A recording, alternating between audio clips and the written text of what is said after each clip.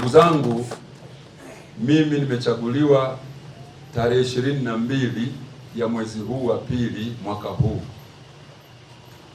Toka nimechaguliwa nina siku za kuhesabika, lakini nimekuwa na maazimio kufuatana na hali ya hewa na mustakabali wa chama chetu.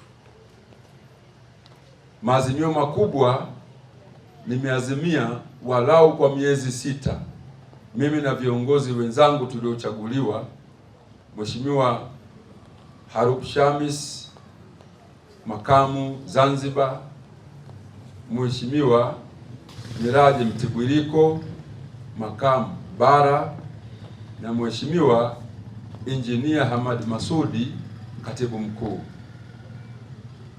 Tumeweka maazimio tufanye kazi kubwa mbili katika walau miezi 6. Kazi ya kwanza ni kufanya maridhiano ndani ya chama, kufanya juhudi ya kusameheana ndani ya chama. Imeelezwa kwamba chama chetu toka 2010 tumekuwa na migogoro ya hapa na pale, migogoro ya kiuchaguzi na migogoro ya baada ya uchaguzi. Kwa hivyo tunaona huu uwe ni muda wa kuzungumza kusameheana, na kusameheana kuelekea maridhiano. Hamuwezi kufika kama kila mmoja anataka abaki na haki zake. Ukisikia wawili wameridhiana, ujue wote au mmoja amepoteza haki zake. Ndugu zangu, sisi tunataka maridhiano kwa sababu ulimwengu wa siasa, migogoro yake, ufumbuzi mkubwa huwa ni mazungumzo ya maridhiano. Nchi ya Burundi walikuwa na mgogoro mkubwa, wakifanya uchaguzi rais hachukui muda, na wako wengine wameuliwa wakiwa madarakani. Wakaamua kukaa meza ya maridhiano. Leo Burundi inaongozeka, wanafanya kazi zao za maisha. Lakini nchi ya Afrika Kusini aliteswa sana Nelson Mandela.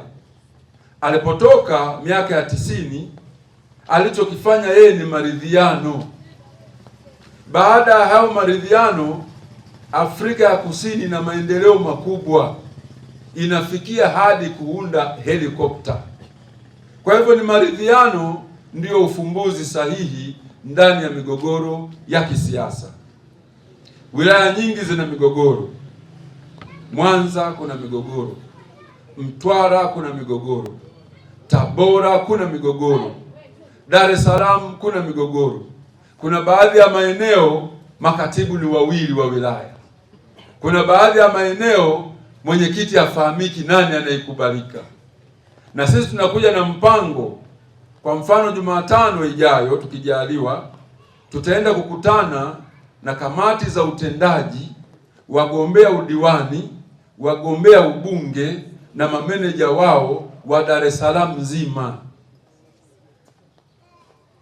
Kiongozi mwenzangu wakati tunajadili hili akaniambia kwamba ipo wilaya ina kamati 2 za utendaji.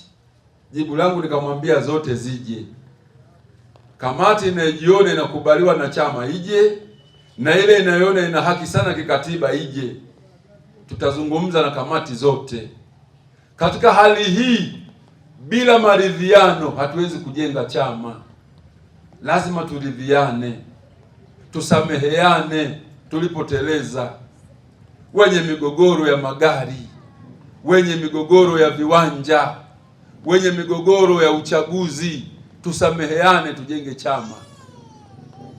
Lakini jambo la pili, sisi tumeona uchaguzi mkuu uliofanyika, pamoja na figisu na mambo mengine, kura za mgombea wetu wa urais hazikuwa nyingi, lakini tumetoka bila ya kuwa na mbunge hata mmoja. Swala hilo linaonyesha wazi tuna wajibu wa kujenga mtandao wa chama. Twende ngazi za chini kwenye matawi, tukawaweke sawasawa wanachama waliokata tamaa warudishe imani. Wale waliokaa pembeni warudi kazini, na wale walio kazini waimarike zaidi.